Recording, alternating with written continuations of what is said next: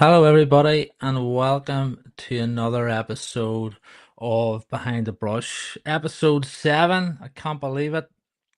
We're at episode 7 already.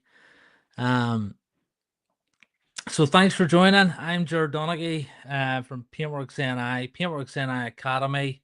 Um, yeah, episode 7. It's hard to believe. I'm having lots of fun with it. If you're new and you're only learning about Behind the Brush, be sure to like, subscribe, depending on what you're watching on. It helps us, it keeps us pumped. But ultimately, I started Behind the Brush because I love podcasts. I love listening to podcasts when I'm working. It certainly helps get the day through and learning about different things, different topics. So for me, it was always going to be natural to talk about painting and decorating. But ultimately, when you're looking in at social media and you're watching others within the trade, when you're watching others within the trade going, wow, look at their businesses, look at what they're up to. You want to learn a wee bit more about them. And you go to events, you meet people, or you maybe don't meet people, and it gives me an opportunity to reach out to painters and decorators across the UK and Ireland and further afield and welcome them on to join me to talk about painting and decorating. I think it's important to learn just from each other, the how we're getting on, our journeys, similar you know similar likes and interests. And from what I've found so far over the last year of getting much more involved within the industry, within the academy, with events, Paint It Forward, we're all out there trying to smash it and keep our lit, have fun, keep it pumped. And I think things like this, maybe you're having a bad day, maybe you're having a great day. Maybe you're wondering what other painters think about certain topics or things like that there. Be sure to tune into one of the episodes. So far, we've had on David, Keith, Gary, Damien. Um, we've had Andrew Mackey. We've had Brian Dines on all the way from Boston last week. A complete mix of painters and decorators. And all being well, I am going to keep at it. And every week, there's so many people on social media, Instagram, Facebook, TikTok, uh, you name it, locally and further afield, who I would love to have on. And it's not easy to come on the screen. I'm still trying to get used to it. It's not something that comes naturally to me, but the more you do it, the more you get comfortable with uncomfortable. It just gets that wee bit easier. So I'm hoping you're enjoying the episode so far. I appreciate all the support, the likes, the subscriptions, um, the text messages, the phone calls, just to say really enjoyed that. I related to that, and maybe even made you think or be a wee bit more open-minded to the trade, learning, getting yourself out into the community and meeting others, um, making life a bit easier and keeping it fun, because that's what it's all about. So as always, we have another awesome guest on who's given up his time to come on and speak with me, and I really appreciate that. A family man, a all-around proper tradesperson, Ash. So I met Ash for the first time, I think, in 2022 at a Wimbledon. Believe it or not, Dulux very kindly invited us over. We won a competition. Ash is also a Dulux Select decorator. We will get into that, I'm sure, later on. But um, we met at Wimbledon and we had a really good chat. And it was really nice to speak with Ash, because very common. We have the similar businesses. We love our trade. We love community and getting into it. So, without further ado, we'll get him on. All being well, he's ready to rock and roll. Ash, how are you? I'm good, Jared. Thank you. Thanks for having me on. Yeah, no, thank you for coming on. Like I said, we met roughly, I think it was 2022. I could be wrong, over in Wimbledon for the first time. Yeah. But if you want to take a minute to introduce yourself, your business, where you're based, that would be awesome. So I'm Ash Woodcock. I'm painter and decorator from Bolton. 22 years in the trade. Um, One-man band, sole trader. Had many ups and downs within the business. No doubt we'll talk about them in a bit.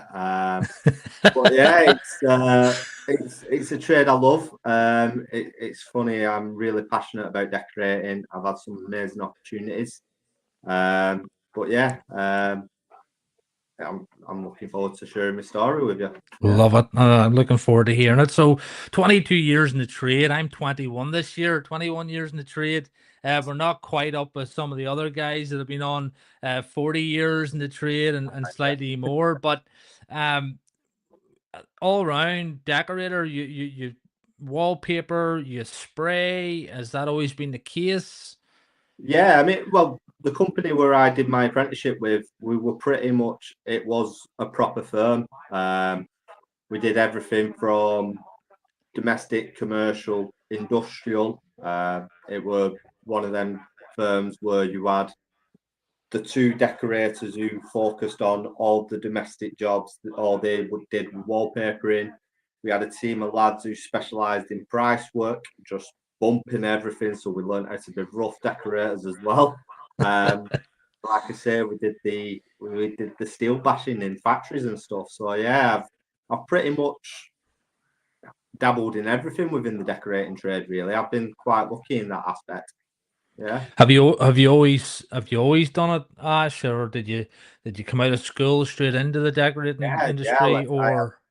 No, I left school on Thursday. I had my final exam GCSE on Thursday, and I were in the van starting my apprenticeship Monday morning. Yeah, pretty much a few days off, and yeah, got to it.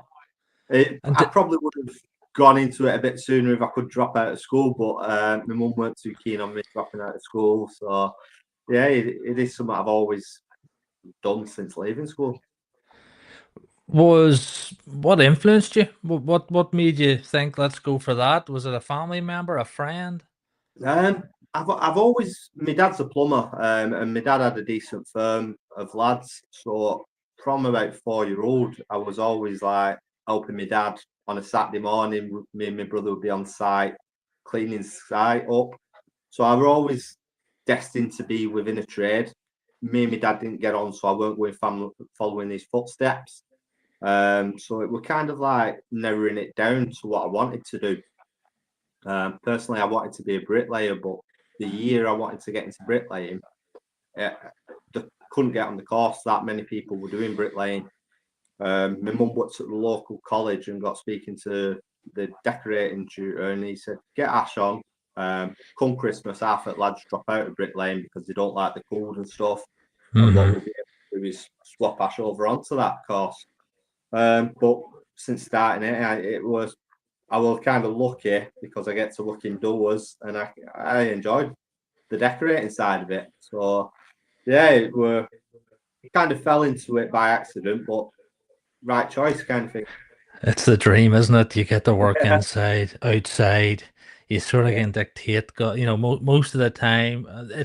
It's getting the timings right because you book in all the wet outside stuff and it's wet, and then you're in yeah, the inside, and you can just it's just timing and pure pot luck, I think, because you're inside. Riley, the phone's going, all these people are calling you from last year about coming out and doing their exteriors, but um you sort of you worked for that company then for how long before you decided to go for it? Did you just decide, I'm gonna have a go at this, or how did that sort of come to be? the recession in 2008. I was there for four and a half years. I was at the firm, and then the recession took a toll. Um, at the time, I wasn't driving. I were having driving lessons. Driving just never was my thing. So because I was one of the few people who didn't drive at the company, I just naturally got laid off. Yeah. And there was schemes set up because it were like the big recession where your employer could pay you a little bit of money and you got topped up by the dole or whatever it were, something set up by the government. Yeah. So we kind of like you were laid off. You had to turn up to the job centre every couple of weeks to sign on to say, yeah, I'm still waiting for my boss to take me back on. Yeah. One week I went in and she was a bit patronising, the woman. I think I only got about £40. It was £40 every 2 weeks off the government. I was lucky. I was still living at home with my mum and dad, so it weren't like I had bills to pay as that such. But she were a bit patronising towards me, so I just had it out with her. I was like, you know what, I don't need this. Asked my boss if he would make me redundant. Got me a £500 redundancy. Bought a car and yeah, set up on my own then. Yeah. Yeah. Funny, I started in 2007. I remember my dad, I come home and I said, Dad, I'm gonna go out on my own as a painter and decorator. He just said, You're nuts. You'll never make it.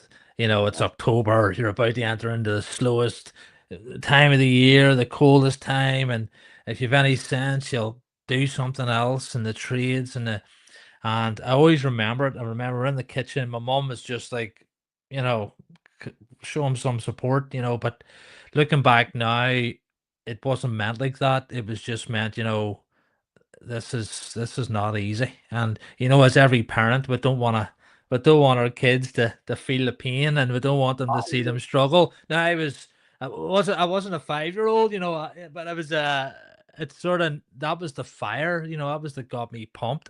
And then I was sort of that point to prove, you'll not tell me I'm gonna go out and make something of myself, Dad, just to really show you, It took me a long time in fairness, but Yeah, but yeah, yeah. no, it was a I suppose it's if you're on your own and you're starting out on your own, it's different. It's different when you've got a team of people. But how did you find it?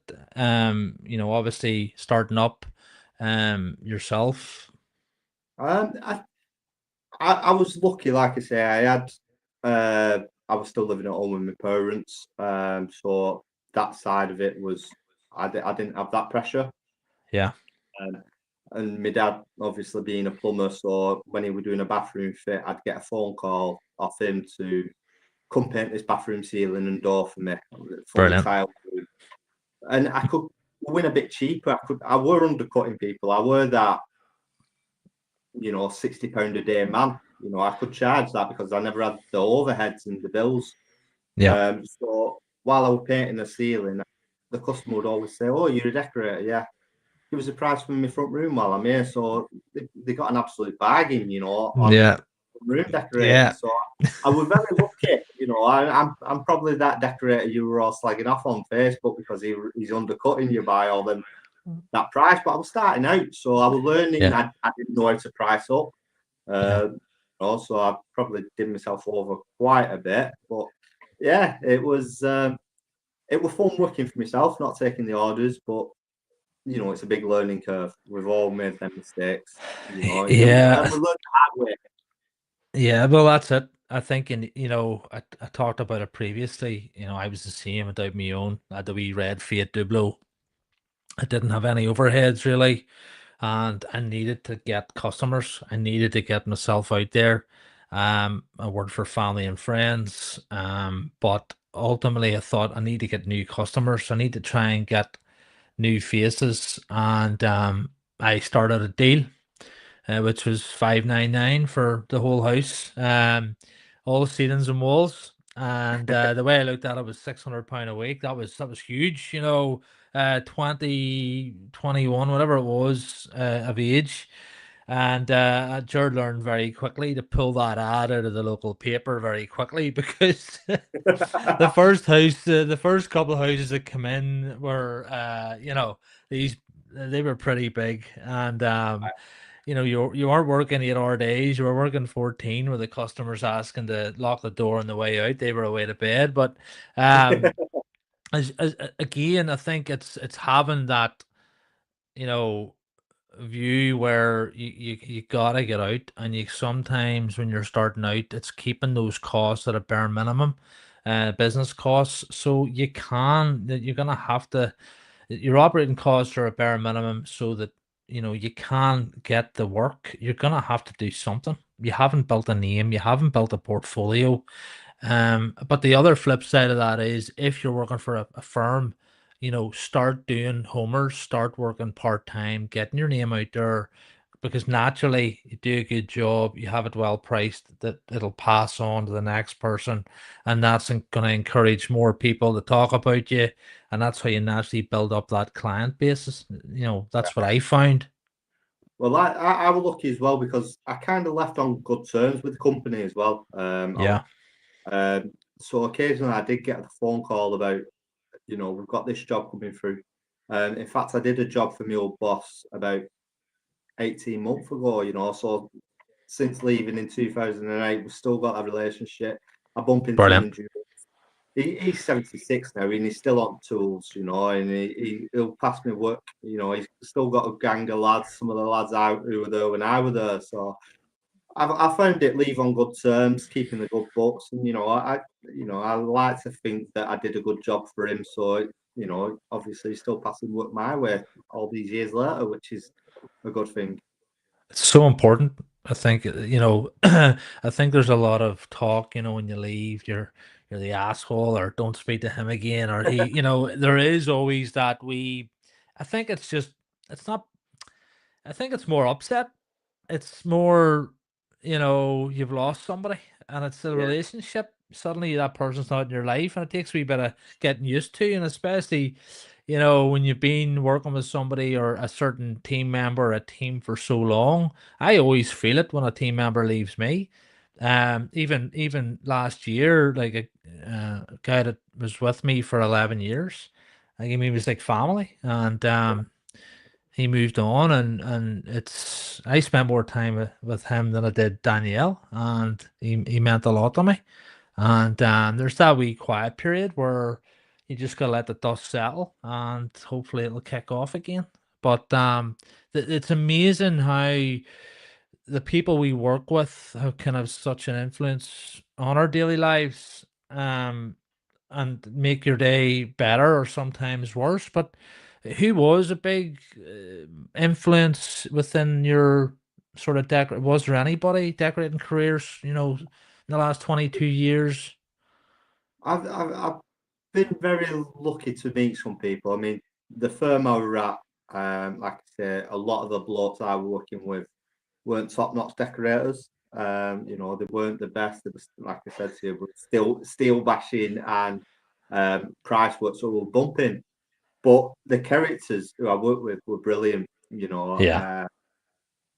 I learned a lot. One of them got me to quit smoking and just little things. Going into work playing the big I am that I had a new girlfriend, and it's listen, you don't know anything, and it's an eye opener. Like I say, Yeah. when I left school, you're a big fish in a little pond, but when you start working, you become that little fish in a big pond again, don't you? Yeah. Yeah. Yeah. There were a couple of people who I still speak to there. Unfortunately, one passed away 2 years ago. In fact, I was around his daughter's house 2 weeks ago. I'm decorating her house, so Wow. obviously same as me. If I'm doing his daughter's decorating all these years later, Full um, circle. yeah. Another person, probably my old tutor, Mick. We still work together occasionally. I go on Brilliant. his job, on my job, and I'd like to think like all these years later, after I've left college, my tutor's on my job, so there's a bit of pride there, that he thinks of me to come and work on my job, which is a bit of a boost in, I wouldn't say ego, but like confidence within my ability, you Yeah. know. So Mick was definitely an influence. And another good friend who I've only just like 2022 when we went to Wimbledon, 20 whenever it was. Georgie Baker. I Yeah, started working with Georgie within uh, the TV work. He threw me yeah, an opportunity when I really needed it. yeah. Um, and he's someone I can rely on now, speak to regularly, ask for his advice. He's a great lad, Georgie. Yeah, Georgie's a really nice guy and funny. Again, I it's sort of speaking to him back and forth on the Dulux Select yeah, group, and then again my first time is meeting him. I think he was wearing a white jacket or a white suit perhaps at the Wimbledon. He looked sharp. yeah. He looked Yeah, he was dapper, there in and winter. Yeah, such a nice, welcoming, warm, great yeah, guy, and takes the time to chat to you. And let's talk about the TV work because I'm very interested in this because I remember maybe a while back Georgie's the type of guy where he puts up anyone interested in getting coming down for the day or it's usually I think it was last minute something like that anyway. yeah. And I remember thinking to myself, I'm obviously in Northern Ireland, but I remember going, wow, what an opportunity that would be just to see the realities of TV. You see 60-minute makeover, you see these shows, and you think, come on. Like, Yeah, what's the yeah. reality? So, talk to Yeah. us, like, how did that even come about? And let's get into it because I'm sure a lot of decorators would love or like to know more about TV work. So it was actually Dulux Select. Dulux sponsored when they brought out changing rooms again. They Uh-huh. re they relaunched it, didn't they, for 2 seasons? The first season, Dulux sponsored the show, so Yeah. they used 6 Dulux Select decorators on it. I wasn't a select member at that time. I joined within that year. Right, So okay. the second year, Vicky Mather put out an advert. Is there any decorators interested in going on helping out? I put my name down. Nothing came about. So I were a bit gutted about that. But then about 2 months later, I got a phone call from Georgie. Someone had tested positive for COVID, so they weren't allowed to go on the show. Um, So it was a last minute opportunity. It seemed that I'd put forward myself. So would I like to go? I said, yeah, go on. Went on, did 9 days on site, 3 days on job, 3 days traveling, and then 3 days on another job. So yeah, it was a great opportunity. It came. I always say it came when I were in the wrong place at the right time because mentally I wasn't. I just had a massive financial hit. So my head were all over the place. So yeah, it was nice to go on a job, get paid, take my brain out, and work. So yeah. And meeting new people as well and seeing decorating from a different angle, which is, suddenly you're a part of a team. Suddenly you've got this, I'm sure, deadlines. Ah, yeah, yeah, yeah. It You was. know, We were on job 7 o'clock in the morning till 2, 3 o'clock. I remember Georgie got kicked off one day actually because he'd been on site working for 24 hours, and they just said no health and safety, not you've got to go. And Georgie's like, no, we've got to get this job over the line, and like, no, you are not allowed to work. If we see you pick up a paintbrush, you're kicked off. So there were Georgie and 2 joiners who got kicked off. Yeah, so but it we'll, was. we'll go back when you said 2 or 3, you meant 2 or 3 in the morning, not 2 or 3 in the Oh yeah, yeah, two afternoon. or three morning. I'm Yeah, it sure all was them like decorators out there, they're going, hey, it's not a big day, it's half day. no. I mean, it's with the changing rooms. It were a bit awkward because there's a lot of filming and it's tools down when they're filming. So like, I think filming's between 10 and 8, 10 a.m. till 8 p.m. Yeah, So you're on site. You get on site as early as you can and get a good few hours in before you've got to stop and stuff. And then yeah. 8 o'clock at night when the filming stops, everyone's like, right, pick up paintbrushes, let's get cracking. The real work gets done. Oh yeah, yeah. Rubbing down bits what the TV stuff have painted.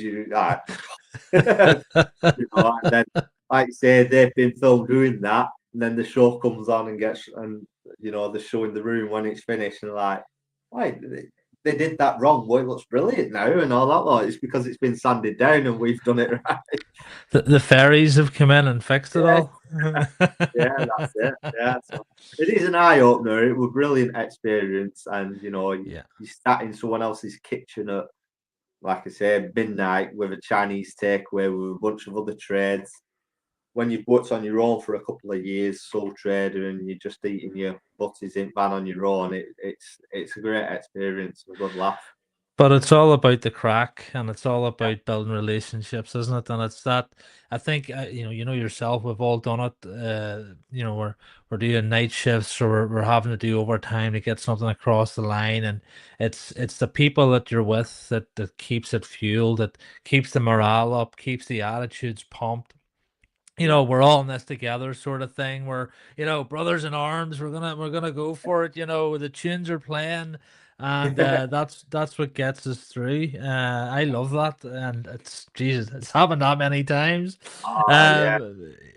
But and I suppose then it's like everything else. You're throwing yourself into a situation new, but a lot probably came from that. A lot of growth, but also more probably opportunities.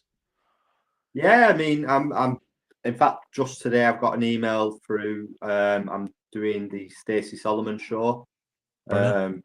which is currently on BBC on Tuesday evenings. So I've been signed up now to do the full season of that when it starts filming in the summer. So Fantastic. I've featured in a Lewis Capaldi music video, which is you know, you, I tell people I'm in a Lewis Capaldi music video decorating. Like, what do you mean? Did you paint the set before he came on singing? It's like, no, I'm featured painting in a Lewis Capaldi music video, which is, it's How unreal. did that Kind of. come about, Ash? It was How did that? um, it was a charity, Rebuilding Lives UK. Yeah, Um, Something else Julep supports. It's the charity deals with housing for domestic abuse survivors, so they'll get put in emergency housing. What's not, they've probably been abandoned houses for about 5 years, so mold and stuff. And the charity supplies paint, comes in, decorates them to give them something nice to stay. Um, and Lewis Capaldi heard about this charity and a couple of others, so he on his last album, what he did, he donated 3 songs to 3 different charities to perform, like, you know, to highlight their charities, to draw attention to their charities, which brilliant. is amazing. So Jules contacted me if I wanted to be in this music video. So yeah, and it was a great experience. I've got young girls who are Lewis Capaldi fans. It's me and my wife. We like Lewis Capaldi. Didn't get to meet him, unfortunately, but yeah, and I've since worked with the charity a few times after that as well. So it's Brilliant. built relationships that way as well. What song is it, Ash? A cure for Write this minds down. well, a cure for minds unwell. Here for me as well. Brilliant. Give that a wee watch and listen here afterwards. They see Ash. You're not on Dua Lipa or anyone No, else's no. music videos now that you're Not yet. Not I might give it a try, see how far I get. bit of singing, bit of dancing. Yeah. No, But that's it. no, you're a big, you're big into community and you're big into charity work. Yeah, Like a bit like myself. I think there's so much take within the industry. I think in general. Whereas it's maybe giving back. For me personally, I wanted to give back by doing Paint It Forward because my daughter's got disabilities. We had so much going on with Jenna when she was a wee girl, a wee baby, and of course I was out working, and I always had this thing where I wanted to give back and help others because it's real. It's every day and it doesn't stop. There's so many parents out there, and families with children with disabilities and adults and you name it. So for me, it was about giving back, but also bringing the community of painters together to have a bit of crack, have a bit of fun, and it had never been done before.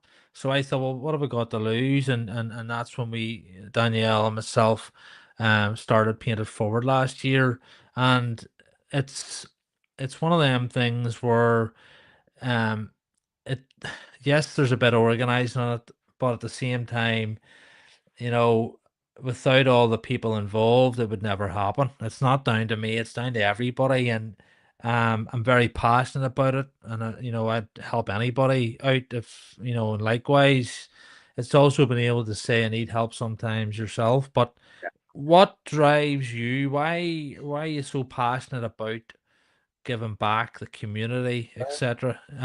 Because like you do a lot of work and finding the time to do that. Yeah. I mean, with me, uh, obviously, we had DIY SOS in our area in 2016. So naturally, I put myself forward to take part in that. And it was just a buzz to be a part of. Like you say, it's an eye opener how many people get involved. We had not just the tradespeople, but local bakeries and stuff, donating. You had neighbours coming out making all the brews and stuff. And it's nice when you see a community come together like that. Yeah. So that was my first taste with the DIY SOS. But I think when I had my trouble in 2021 mentally, I lost a lot. And there were quite a few people who came out to support me. And I met some amazing people, like I said, Georgie and Gary Marsh and stuff, who give me some advice. So when opportunities came uh, to help out with these charities, I couldn't financially support them. So, I decided to help out by giving my time. Yeah. And it's like say time's more precious than money, really. We work so hard, Yeah. weekend warriors and all that lot. But the time you lose with your family and stuff, we've all done it, and 10 years down the line we regret it. So, helping out these charities, I just found it were more valuable giving time, and I enjoy it. Met some great people again, created, friendships. Yeah. If you don't mind, maybe touch on, your mental health. You said 2021. Was that business related? Yeah. Was it that the driver? And if you don't, obviously you don't want to talk about it, or if you're happy Oh to, no, I I think it. was I was diagnosed with anxiety and depression when I was 16-year-old. Nothing work Okay. related. Work was actually therapy. I don't know if it was the creativity within the decorating and stuff. So, Yeah. I when I was 15, in fact, it was 22 years ago, past on Sunday, just gone. A friend of mine committed suicide. Um, he was an actor. He was in TV shows like Coronation Street, Shameless, and stuff. We were all doing our GCSEs, and we went in school one day and we found out he took his own life. Terrible. And then there were a couple of other things what happened within the space of 18 months, like big things in my life. And naturally, like a man, would just bottle it up, don't talk about it. And one day the casket flew in my head, and we saw the signs and we got, the doctor's notes and medication. And yeah, so I kept it quite well, really. I lived with anxiety and depression very well for most of my adult life. Um, and then when just after COVID, a company went bust on me. I lost over £10,000. Um, Yeah. and it was just it was the year my middle daughter were born. So we were in COVID. I was working. I remember bragging. My daughter were born on Friday night. That year I had 3 Saturdays off. One of them was because she was born on Friday night. I remember going around cocky as hell. This is how busy I am. I've got these people working for me. And then that company went bust, and I lost over £10,000. Yeah. And I had bills to pay, staff to pay, accounts to pay, trade centres. So yeah, it pretty much drove me to, suicide. Yeah, I was pretty much at that point, breaking point. But I think so many people were affected by COVID. So many good people, great decorators, great tradespeople got dealt a few bad cards and lost a lot. I lost their businesses, lost money. Again, I talked about it a couple of episodes ago. I remember sitting in the kitchen, Ash, in tears, and I'm not an emotional person. And the hardest thing for me was letting 7 staff go. And my accountant said, if you get 46,000 in the bank, because that's what it's going to take to keep your staff on furlough. And I remember, one of my guys' mother ringing me and saying, you sure just keep them on furlough. You're not getting, the government's paying for it. And you just, you're dealing with so much emotion. Yeah, You're naturally feeling like a failure. You're yeah, feeling like the worst in the world, but yet you did everything right, and I'm sure you did the same. And then suddenly this virus came, and we're all being told to stay in the house and do nothing. A lot of people watched their businesses and livelihoods just crumble before them, and you're being forced to borrow. You're being forced to do all these things. You don't know whether you're coming or going. You don't know your ass from your elbow, and you know, God forbid the amount of people that actually did. yeah, And yeah, I suppose I think there's a lot of lessons could be learned from that, which is, I think I think a lot of people could walk away, and I'm probably like yourself with a lot of lessons, and hopefully, um, no one like. I suppose what I'm trying to say is we're good people. We're great decorators. We're great tradespeople, and unfortunately, life happens. yeah. I learned a lot from it. And looking back, I actually call it a blessing in disguise in a way. Yeah, yeah, I'm mentally, I'm in an okay place now, but it was an eye opener. I in 2019, I leased out a van, brand spanking new van, sports, all singing, all dancing, and it cost me £220 a month leasing. I signed a yeah. 5-year contract, so I had that throughout COVID to pay for. That was just for the van. That weren't including the fuel, the insurance, the That's maintenance. right. In fact, I remember you doing a video just after Christmas about your leasing vehicles and owning Yeah, outright. It was the day I got rid of that van was the best thing I ever did. And I bought yeah. down Vauxhall Astra for £1,000, Brilliant, 1,500 brilliant, quid, and brilliant. the weight lifted off my shoulders. That van cost me when I was leasing £400 a month. You know, with all your fuel, weeklies, and Yeah, everything. a hundred percent. I It's remember it. There was it was the cost of the van and the high costs of vans, and a lot of us coming home after a week's work or a month, and you're looking at the bank account, you're going like, what's going on here? Like, where's my money going? Like, why am I always broke? Like yeah. huge turnover, loads of work going on, working 60 hours a week, staff. And then you look out in the driveway and you see a vehicle at 600 a month or 500 a month, and then you see a van sitting there as well for 4, 5, 600 a month. The tax, the insurance, the fuel. I know, but it all comes off. It's all gets deducted off your It end. does, but you've you've got to pay for that for 12 months before Correct. you get that knocked off, haven't you? That you've got to find Correct. that, Yeah. and that's what I learned. I learned the hard way, and I was counting down the days I got rid of that van. You The know, best van you will ever own is the van you own yeah, outright.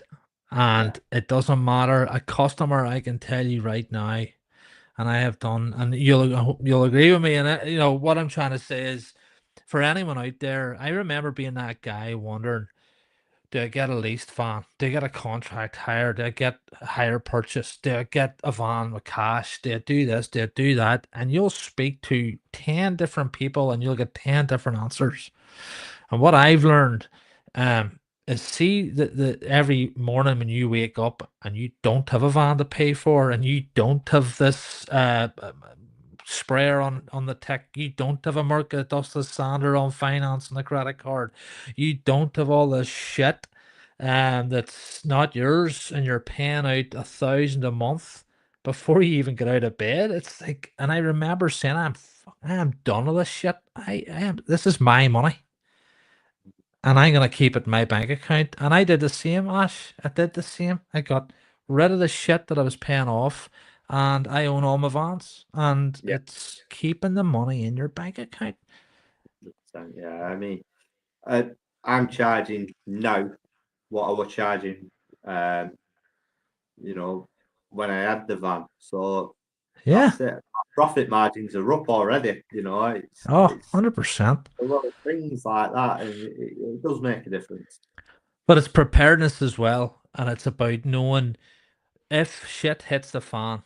God forbid, Murphy's Law. If it does, it will, and things are a wee bit easier when you don't have all these things to pay out. Now, naturally, with all the usual, the shopping bill, the oil, the gas, the pinch is being felt. But whenever you don't have all this stuff, I call it stuff because that's all it is. Yeah, You and I both know we could go out tomorrow and grab our pole, grab our favorite brush, our drop sheets, or floorboard, carpet protector, filler, bit of sandpaper, nice microfiber sleeve, and we'll do a great job. yeah, Maybe a wee bit more dust, but we know we can deliver a class, high quality finish. And you it know, doesn't take, I always look back and I think, like, I spent 7 years without just, it was just the simple basic stuff. And I actually think I wasn't making a whole lot, but it was all mine. yeah, It seemed like it was easier. And yeah. I think our money's worth less now than it was 20 years ago. That's the way Oh, the world is at the minute. And it's like, when did it get so complicated? Not complicated, but do you not think, there's so much emphasis now, and don't get me wrong, I love my sprayers, I love the dustless gear, but there's a lot. I don't know if it's influence or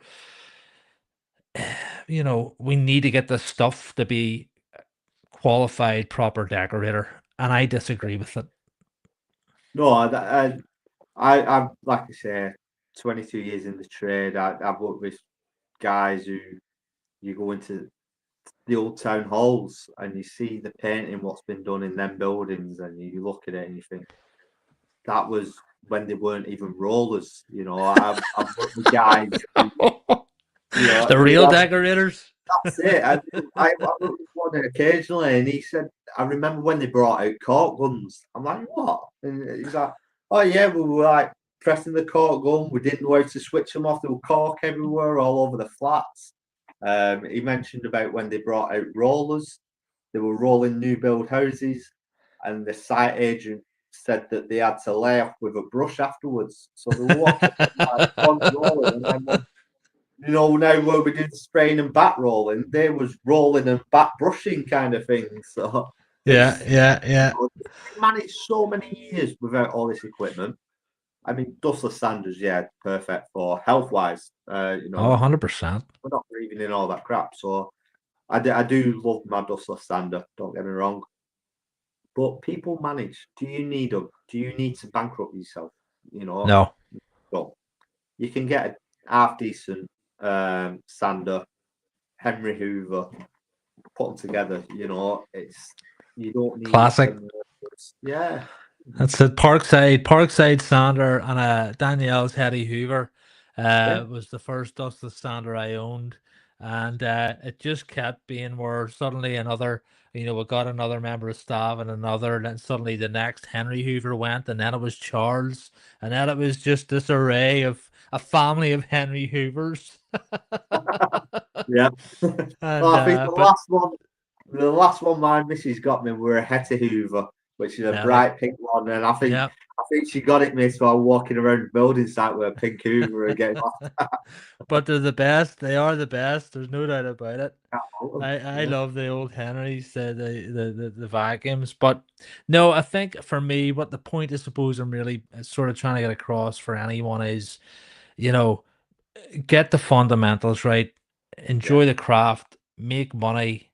Um, you're working hard anyway, but let the profits build up, utilize the likes of the Parksides or the Headies, get yourself started, make money yeah, and get that right first before investing all this money because like it's thousands. Like I look at a painter now and I think like you wouldn't see 15 grand in terms of equipment.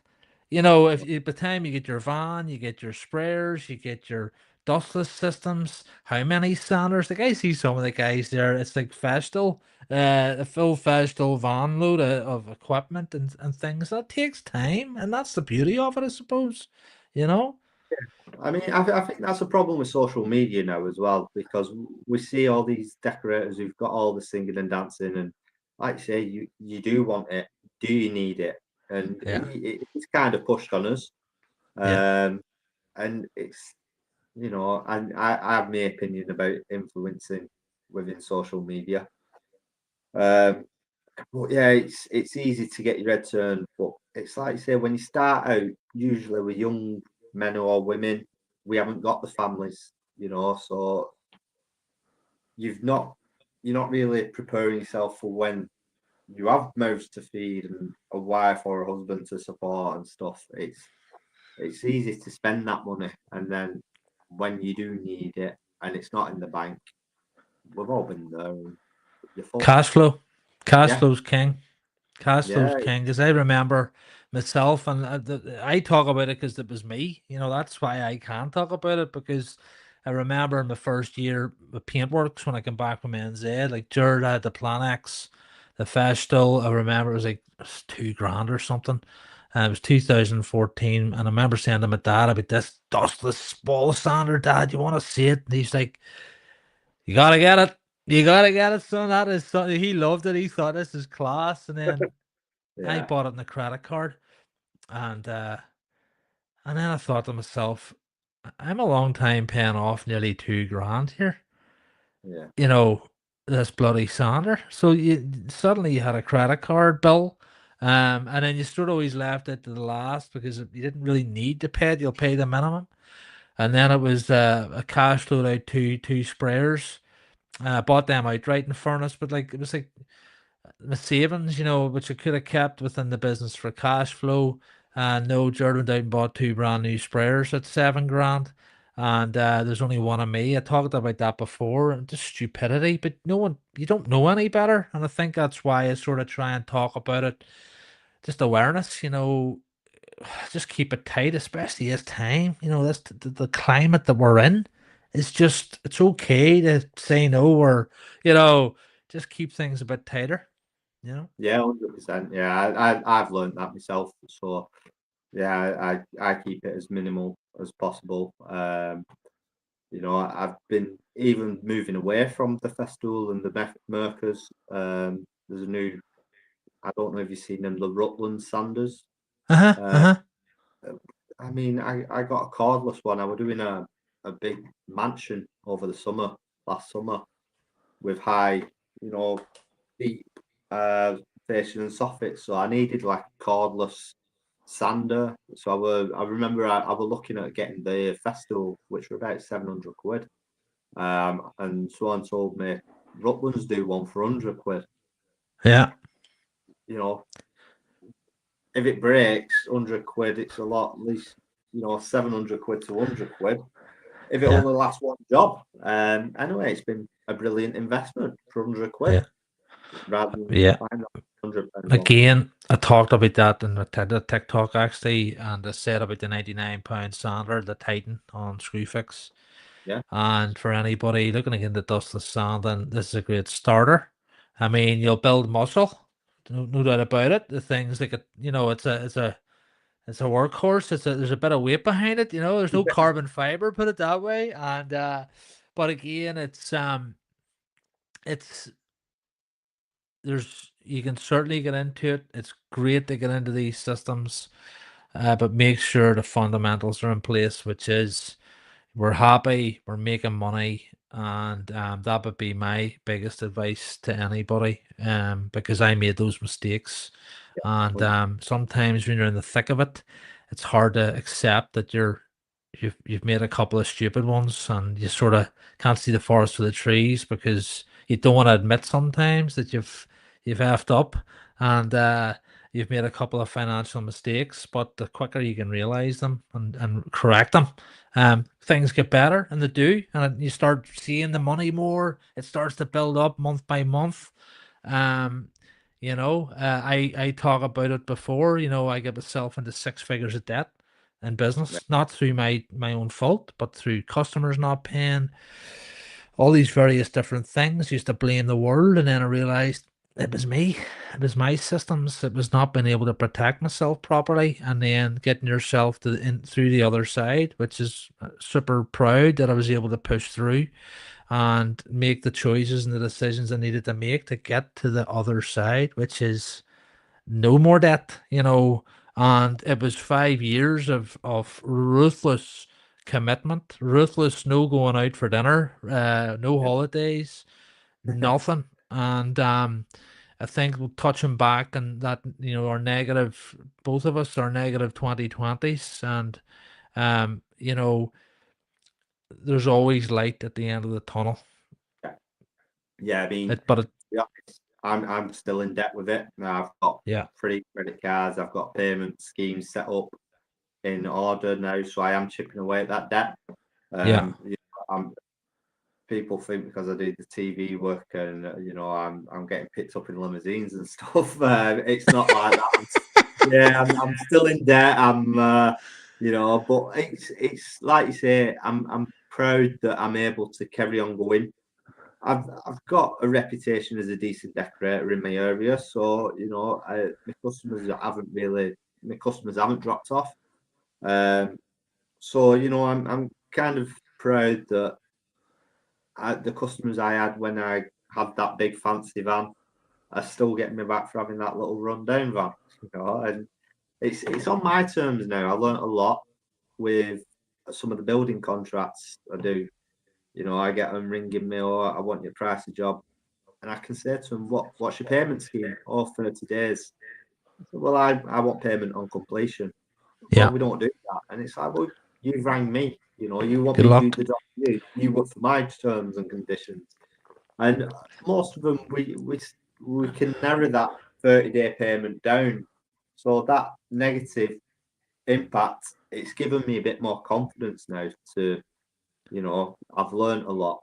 Take deposits. Don't be ashamed to Yeah, ask for a deposit, and don't be ashamed to tell them that you want paying, whether it's one day, on completion, or like if you have a 7-day bite, but don't let them dictate your rules. Create your rules and be confident with it. 100%. It's your business. It's not theirs. And I was the same. And what I would recommend is that it's just fair. So deposit, um, interim payments every week, if not every 2 weeks, depending on the size of job and the customer. And I leave, payment on completion. But I will Yeah, make sure. that I'm never it's just it's for both you and the customer. It's it keeps things simple. Everyone knows where they stand. Yeah. And for me, it's if it's all it's like every relationship, it's a two-way thing. And builders, anyone out there, 30 days, 60 days, that's commercials, but wee bit different. But I don't know. These are my terms. If you want us to do the work, we're more than happy to get it done. We'll make things happen. Crazy. But I When ain't you, waiting. no, I mean you don't take your car to the garage and then say, right, when they've done the repair, right, we'll pay you in 30 days. You ain't taking your garage, your car's not leaving that garage unless you've paid. With the only industry who must work by that rules. It's crazy. No, a good mate of mine told me, he says, Jerry, what do you mean? I said, it's always 30 days. He says, no, it's not. He says, oh, that's legally, it's 30. No, it's not. Legally is what is on your terms and conditions. Right. Yeah. And Yeah. when they sign the dotted line, they've agreed to it. That's simple.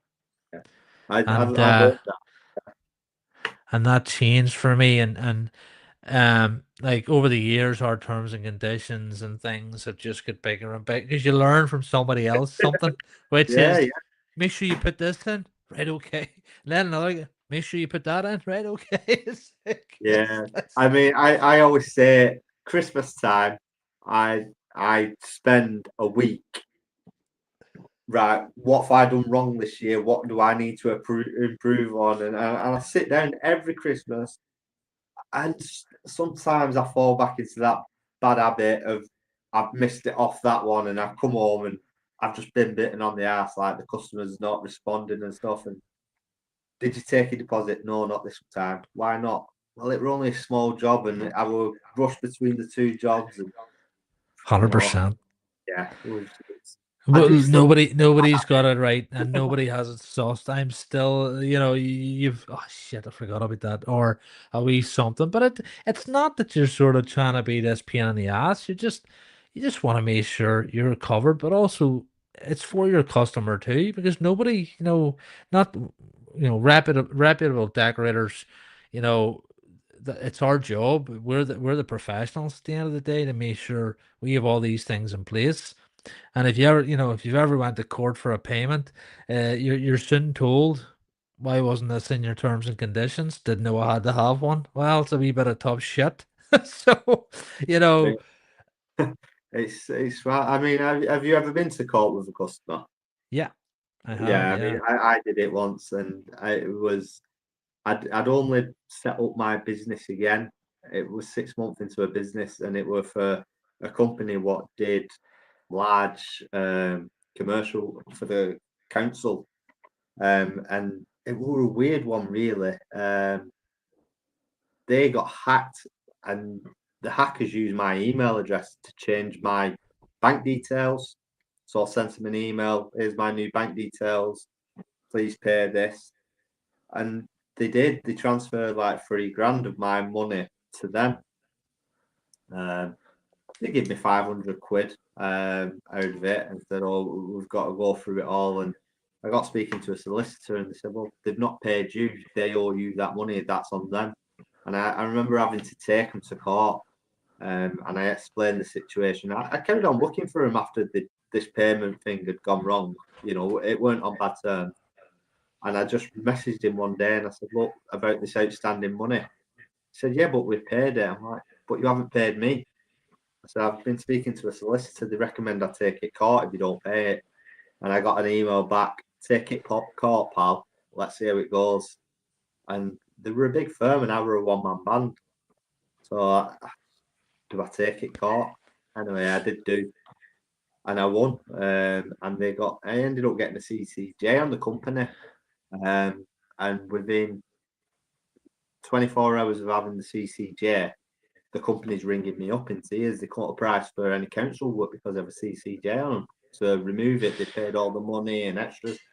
So Yeah. yeah, don't be afraid to do the court route. It's very easy to do and stuff. I So think one of the biggest things I would reckon, like I try to do is, And it's very sad that we have to do this, because it's generally because you've been bit, but this is also for customers too. Um, I always make sure that what's owed is never more than small claims. Yeah, And the reason I say that is because when it's more than small claims, it isn't as simple as applying for it and going. It's a very simple process. Um, it becomes county court or crown court, and that's where no one wins, and it becomes where it's down to solicitors, barristers. It takes years to get sorted. But for me, when you have clear terms and conditions, and you always know something's going wrong or something's not right. Um, you just know, and that's you stop, assess the project, assess the customer, and assess the relationship. That's the point where you have the control to put things right, stop, address it, protect you, protect your business, and don't be scared or, uh, you know, someone's going to get angry or upset. It's important to have those hard conversations and see what's going on, like what's happened here. If you're not happy with our workmanship or something like that, then we will leave site and we'll shake hands and we can get somebody else in. Because yeah, and I know as well, you can be doing a great job, but once somebody just something happens or something, maybe a worker or you name it, there ain't no changing it. There's no going back. It's done. The relationship's broken down, and nobody wants that. We just want to go and paint, and the customer just wants their house painted, or the builder, or the contractor. But what I'm trying to say is, don't be scared to say, "Nah, this isn't for me. We're not a good fit." And I think the best thing we can do is walk away, and gives them an opportunity to get somebody else. And I think we put a lot of pressure on ourselves as decorators, tradespeople, that the emotional attachment of what are they going to think? What if they go onto social media? What if they yeah, complain or put a bad review up? See if you've taken all your shots, your videos, your documentation. See if you know you've done a good job and you know that there's nothing else. Walk, get yeah. out of there. If And luckily, it's only ever happened to me once over the last 21 years this year, and it only took once. Now, the other time was a builder, which I'll not go into a whole lot, but the lesson I learned from that was the owner of the company, he was a new owner, and I'd done a lot of work for this builder, and this was way back. And I was Mr. Big Fella, Mr. Ego, and I wanted it all and took on this big site. Not a big site, it was about 15, 20 houses in Belfast. And Ash had priced them so low, man. So low. And the power of influence on this builder, and I put my price in. He said, everyone else charges this much, you're a wee bit expensive. And my original price was still, now looking back, I can, you know, unbelievable. But he said, look, everyone else, charges, because I'd explained to him, I'd come home from New Zealand and I'd said, look, I'm trying to figure out rates and things. And I thought he was a genuine guy. I'd spoke to other people. He was sound as a pound, very reputable.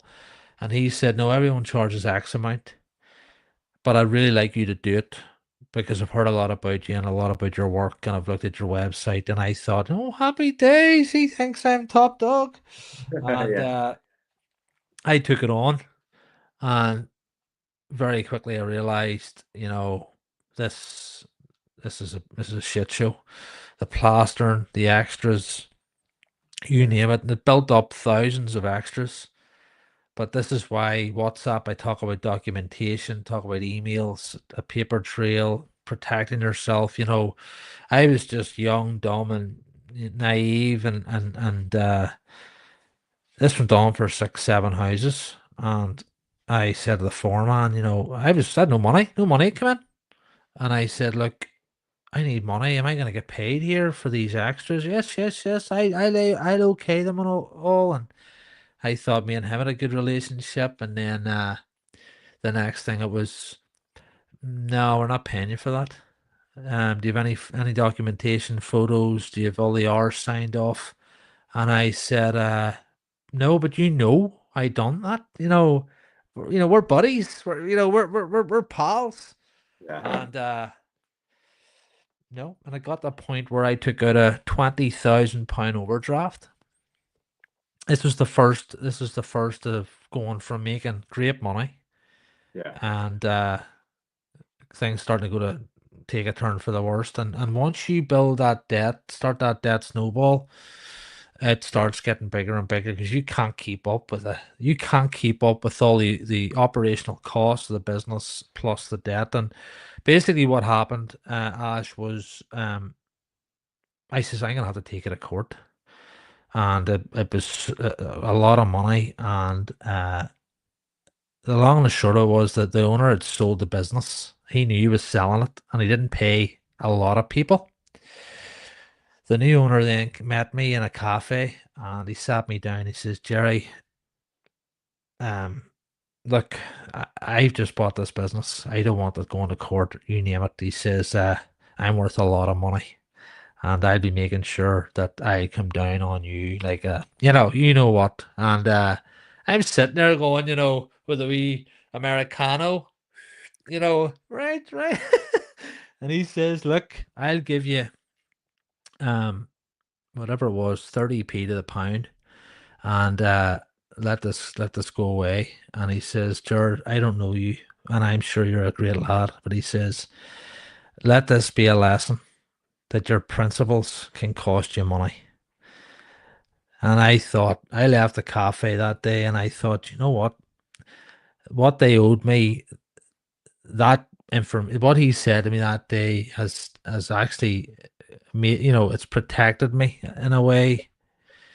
And that's why I'm really passionate about this community driven sort of initiative, which is having these conversations. Because if I can save one man or woman taking on that contract, making sure their terms are in place, making sure their family's protected. That's why we go into business, for ourselves, our families, and making sure that if I can save one person getting into that position, because it can take a long time, as you know, to get out of it.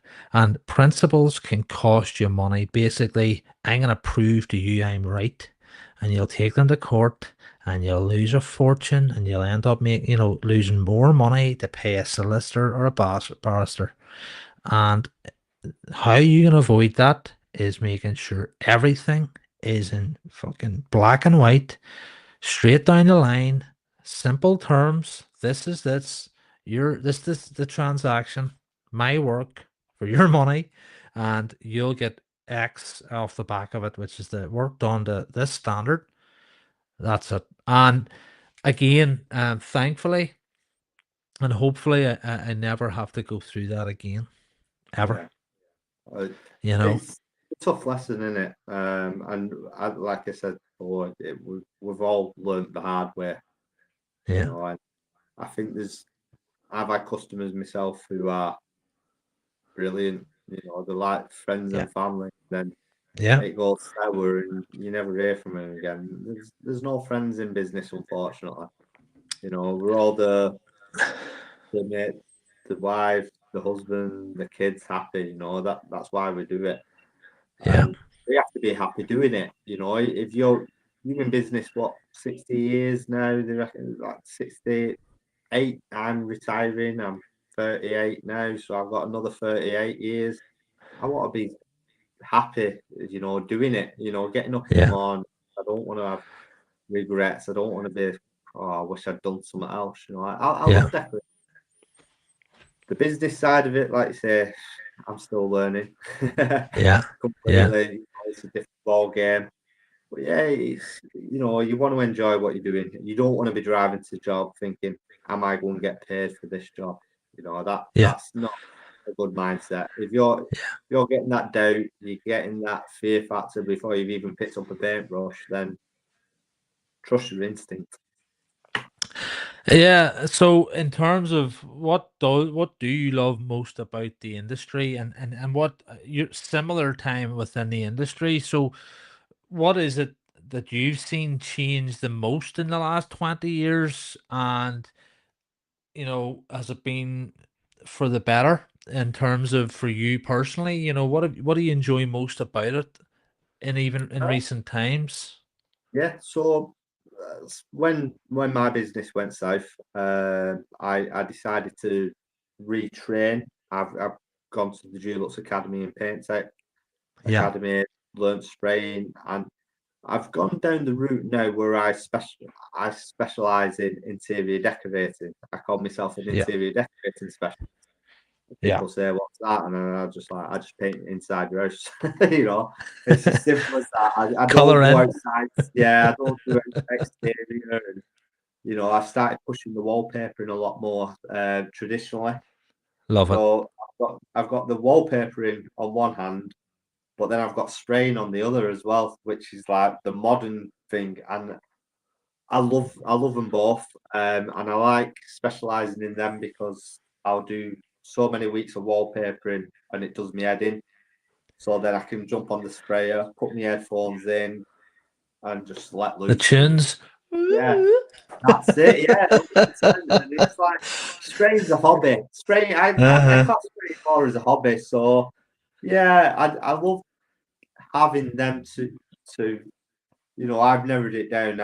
I've drove around in the van what says no job too big on small. We specialise in domestic commercials, and I just do domestics now. And I enjoy doing them. And interior, so I'm not fighting against the weathers. You know, It's I always say in the spray courses, spraying's like dancing. If you're a good dancer, you'll be all right, and you can always tell because you get some of the guys, Jared, I can't dance at all, and then the next minute it's like Pat at the recent UPVC event, the Pat dance, Pat's giving it right, the wee one step, two step, and yeah, but that's what keeps it. I just like you say, you'll put the earphones in, you'll put a couple of good dance tunes on, and just you go for it. And but again, it's like interior, exterior. It's been able to say, I can do that, I can do this, and just yeah. change it up. And but in terms of has it changed by learning how to did you learn the wallpaper, or did you do a course in that, Ash, or did you? Uh, like I say, the company where I did my apprenticeship, I did a bit of wallpapering, but back at the time, it were all feature walls. It were just That's right. in the early 2000s, it were just people were having a feature wall. So I did have to retrain to wallpaper, doing Yeah, my own as well. I brushed up on the skills at the Dulux Academy, yeah, uh, and just taking my time, like say when you're 21, 22, 23, and I love picking up a paintbrush and a roller, being on price, bashing out a house, making decent money. As you get older, you get a bit wiser. Take your time, finesse, as they say, yeah. and I, I've, I've got that calmer patience now. I don't know if it's because I've got kids. I've got to have a bit more patience. So I do enjoy. I've got much more emotional as I've had kids. I don't know. I'm watching a film and the tears coming. yeah, But I think even I think it's good to do a refresh. yeah, It's good to if you like I would speak to a lot of painters and things where they'll say, "Look, Jerry, I wallpapered years ago. I haven't really been doing it. Do you think it's worth doing a refresh?" Yes, go learn. It doesn't matter where you go. If you're in England, go to one of the academies, Scotland, you name it. Just go and get that skill set, because once you start getting into it, it changes your day. It changes your whole outlook, because suddenly you're not turning away that work because you're worried about messing it up, and you're not bringing in somebody else, and you can just take full control of your own jobs. And it's like yeah, riding a bike. Yes, you may be a wee bit rusty whenever you kick off, or the gear changes, but once you get into it, and the more you're building that muscle, the easier it becomes, especially with wallpaper. You need to be doing it, Yeah. regularly as such, because there's so many wee tricks. Like did you see Gary's recent post with the turkey head or something coming around the corner? He Oh, did the wee yeah, yeah, manipulation, and I yeah. was just like, love it. And then he's getting ripped to shreds because he's a guy says this is what makes us, you're showing the secrets basically, and you're just like, oh, come on, just hit the like button and show some Yeah. appreciation for the man's craft. Like it was just beautiful the way he just slid it into position, and it's just three things he got. But no, yeah, it's one of them things. It's just keeping the crack and keeping it exciting. But do you think you go to a lot of events, you do actively go to the Dulux Academy events. Did you do the mental health through the academy as well, Ash? Yeah, yeah. Jules set me up to do the mental health first aid. So That's brilliant. that's amazing of them. So it were an eye opener for me living with Yeah, mental health as well. So um, I mentioned the other day, I the past few months I've been struggling with my own mental health again. yeah. I've not not to the extreme. I've noticed a few signs, and what I learned there, it was like be able to talk to myself. Look, you need to pick yourself up. You need to do this. You need to work on yourself a bit. And I've come away from social media a little bit because of that reason. So yeah, the Dulux did put me on for that, and it's coming, a great opportunity. It I was a think great it's I think it's great to see Dulux doing that. I think it's definitely being discussed a lot more. It's definitely, you know, that stigma is being taken away, and I think we may as well take the opportunity to say, like, if you are struggling, if you are finding things difficult, to reach out, pick up the phone, um reach out to some of the charities, speak to a friend, speak to your partner, speak to someone at work, and maybe you could add anything, Ashley, because you've done the training, you're going through it.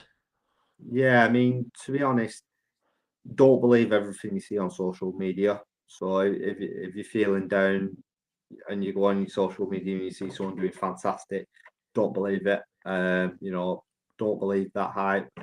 Check out local communities. We've got loads of groups in our area. There's Andy's Man Club, which is a big one, but there's loads of different support groups, especially for us men. Um, you know, I, I I do know a handful of people who've committed suicide, including women. So, but with the male topics, especially being a boxing fan, a lot of boxers suffer with mental health.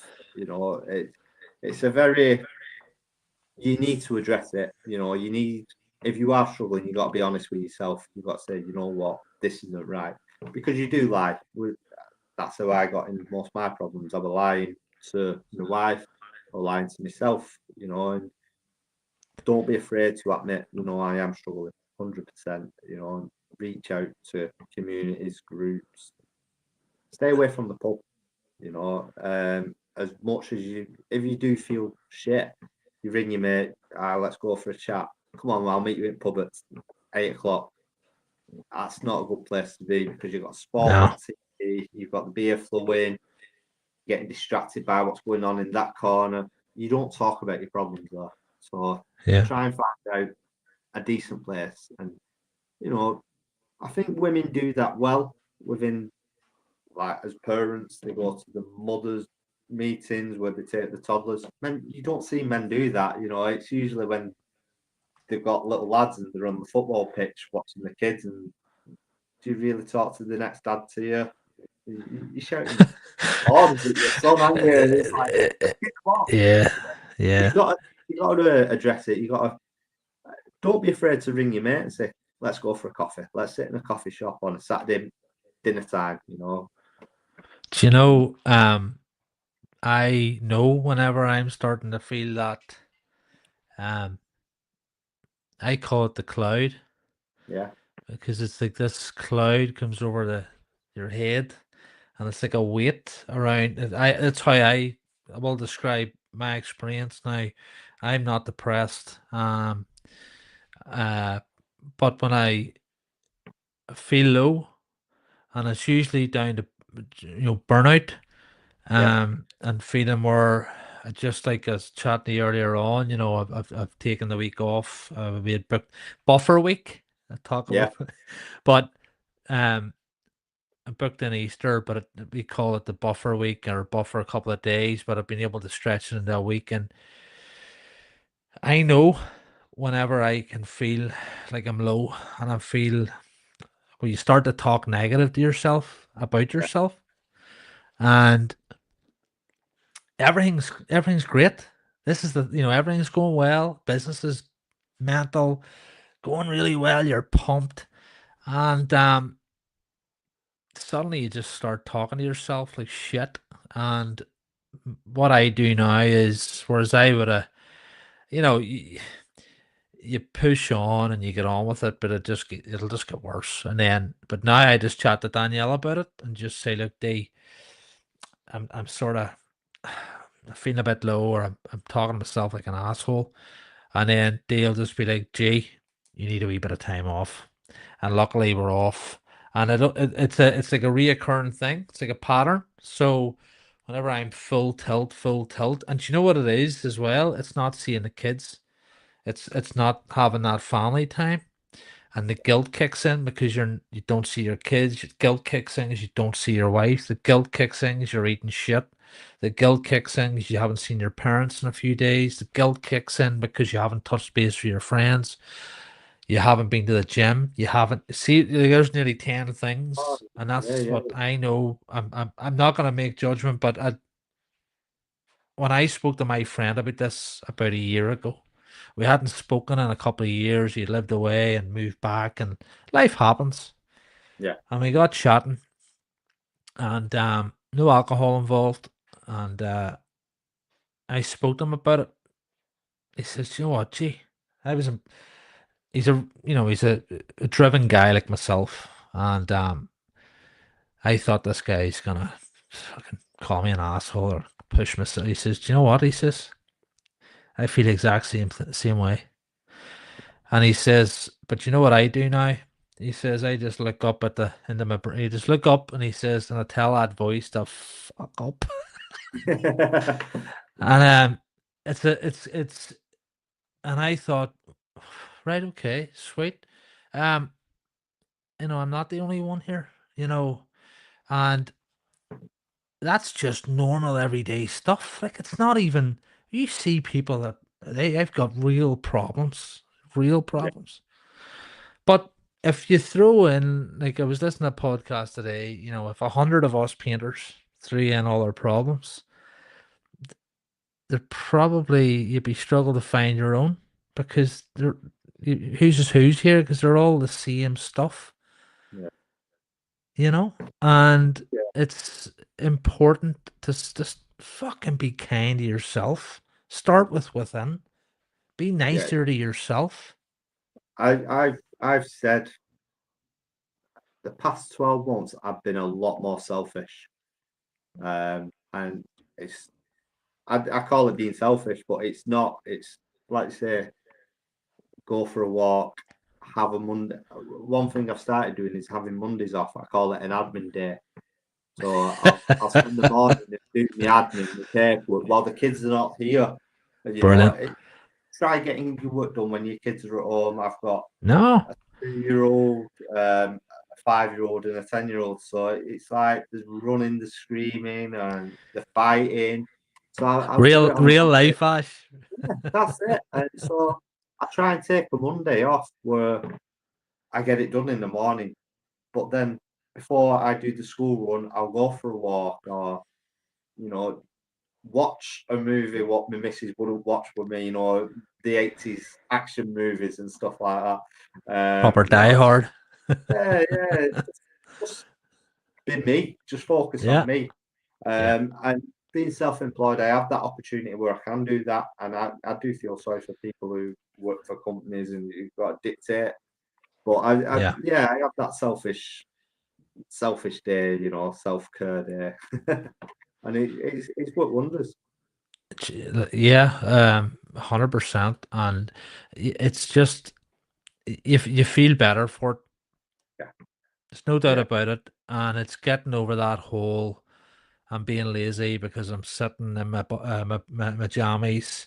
I'm eating a share size packet of Doritos or whatever it is, and 2 packets of Haribos, and yeah.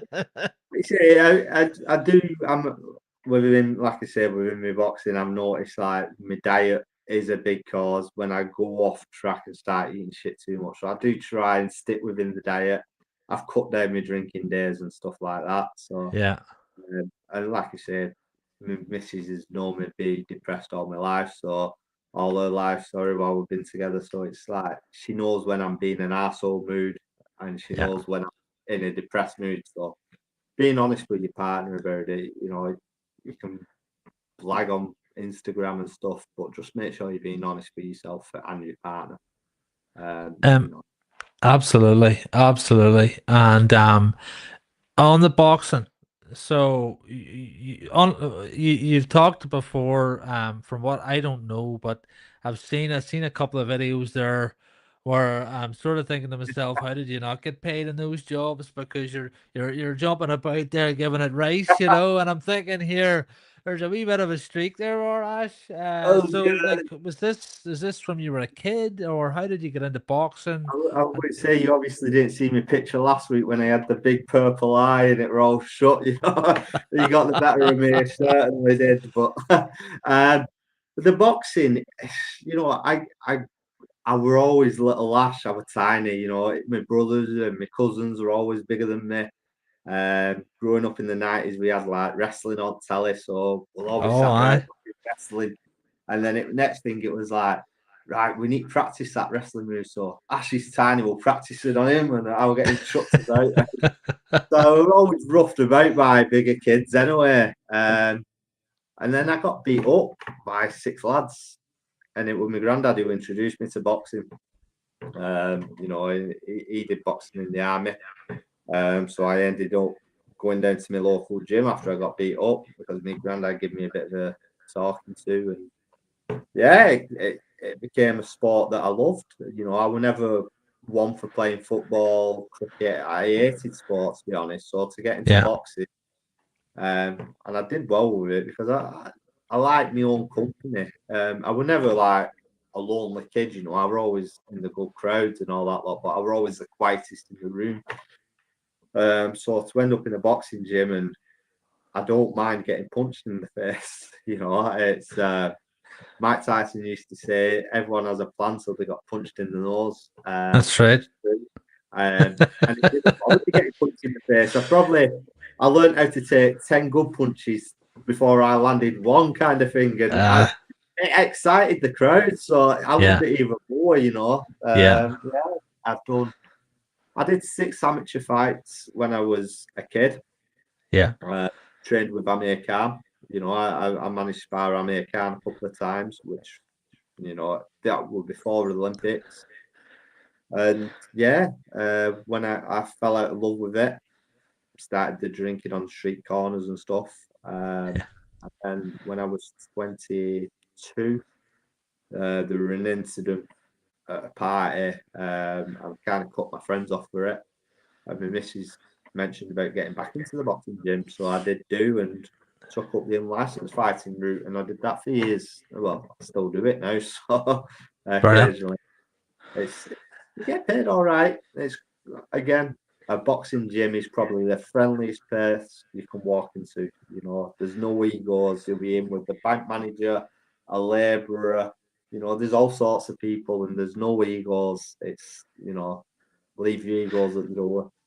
It's a good way, I suppose, to relieve a bit of tension, a bit of stress, a bit of the shit you've been dealing with that day or that week. And I mean, I did martial arts when I was 18. I'd never had a hobby I was never involved in sports. I was the guy everyone picked last in school, Yeah, that sort of way, Ash. When I kicked the ball, it went behind me. Just because my dad, you know, my dad was a big F1 fan, big Schumacher family.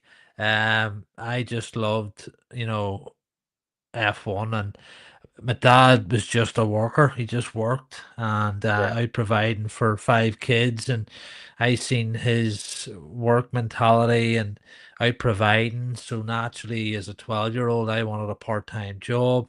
yeah, So even at school, I was working after school in the chippy, and um, I sort of I never got the opportunity to do sports. Now, my PE teacher made me house captain of ward, and still to this day, I don't know why, because I didn't compete in any sport. uh, but um, but no, I decided, I was going through a breakup at the time, and I was young, and I thought, you know what, I'm gonna get into martial arts. And because it was just before I had UFC, all this stuff, this was just I seen a couple of Bruce Lee videos or films, and I thought, let's go. And so I went, and I got very quickly humbled.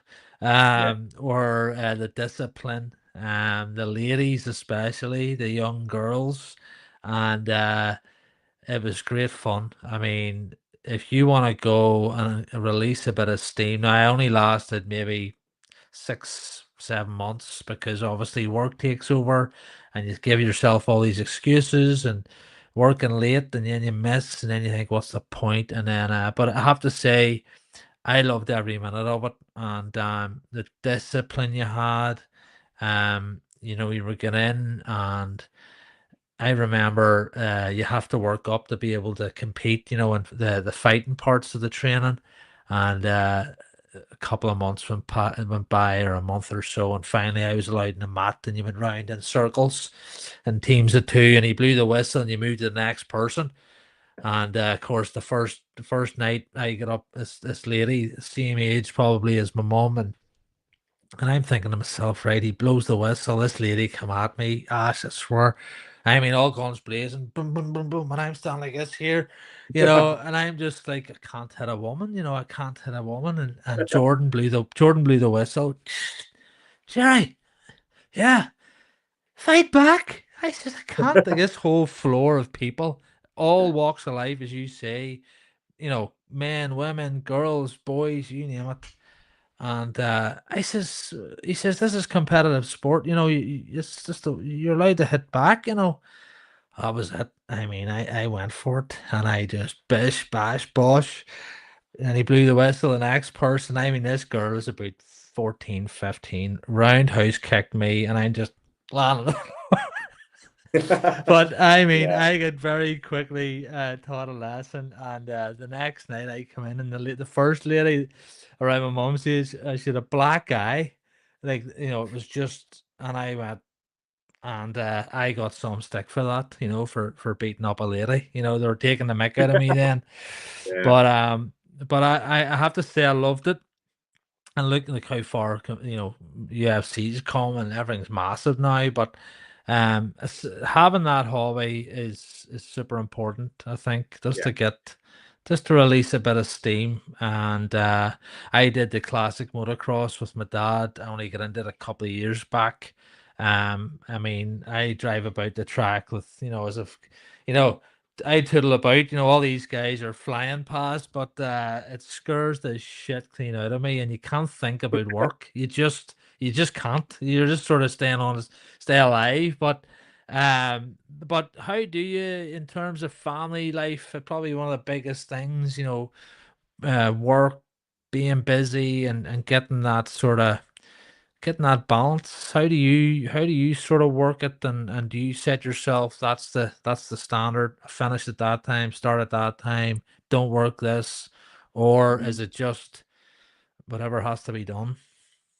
Well, at 12 months now, I've been doing a moat round as well as the painting and decorating, so it has been a bit of a struggle. Just this week, me and my wife's had a bit of a chat about we need some time for us. Yeah. Like I said, on the Mondays now I do the work from home, but I do the school pickup. So I have got a lot more involved, being on the playground, picking the kids up, Yeah. finishing a bit earlier. And because I work on the domestic jobs, a lot of customers are home around about the time that I'm doing the school run anyway. So that's worked better. But with the hobbies and stuff, we are struggling a bit with that. We don't have childcare, we don't have easy access to the childcare. So a lot of the stuff me and the wife are doing are very separate, and it's kind of like we are looking for hobbies now, actually. So if anyone can recommend anything, that'd be great. But yeah, we just Couples yoga. yeah, yeah. I mean, I'm like snap crackle and pop when I wake up in the mornings now. I sit up out of bed and I'm aches and pains, so it could benefit me that. But yeah, it's now. Like I say, I ended up fighting last weekend, and I'm too old for boxing now. I learnt the hard way. So Yeah. yeah, I don't really have much downtime. We've got an 18-month-old lad, so he's can't take your eyes off him at the minute. um, so yeah, in terms of winding down time, it's just all very much kids at the minute, which Yeah. it's a bit tough at the minute. Yeah, It's you're just busted. I come home now, as you say. I get up out of the chair like I'm a 60-year-old, although I look like one. But it's more you get the dishes done, you get the girls to bed, you go down, you sit on the sofa, you do maybe a bit of paperwork or you do a bit of pricing, and then you sit down. Danielle's yeah. like, gee, stay up, I'll watch it. Waste of time. I mean, No, you feel bad because you do want to spend time and catch up, but um, I think nearly the worst thing you can do is sit down and watch TV. We don't watch a whole lot of it, but yeah, maybe the weekends we'll watch a film. But I think at night time when you actually sit down with a cup of tea, it's the worst thing to do because you just pass out, you know? yeah. That's, I mean, yeah, like I say, it is difficult to get that balance now. We are struggling with that, but yeah, hopefully we find something. Salsa dance classes were mentioned as well as, like I say, you mentioned yoga, some sort of Latino dancing or something like that. Pottery That'd be making. good. Maybe we should create a painters dancing. What do you call that show? That dancing show. We should do like Oh, a UK wide dancing on the dance floor. I don't know what's it called. strictly that one, strictly. That's it. Painters strictly come dancing. Yeah, Aye, that'd be some crack. I'm sure you get plenty stepping up for that. yeah. That would be comedy gold.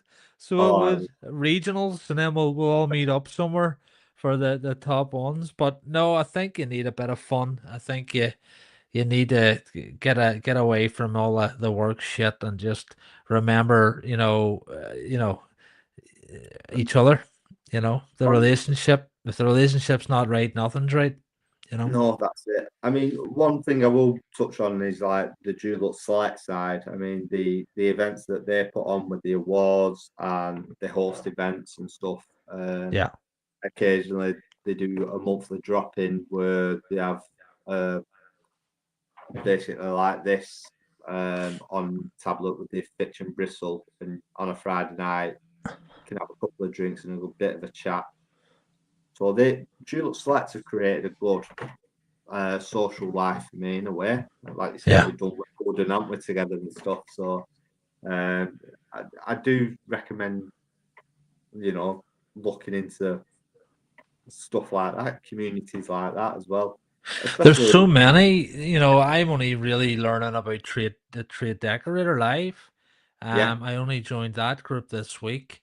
right, Based from Gary, and then I'd yeah, seen the Trade Decorator Live show in June, so I yeah, booked tickets to go to that.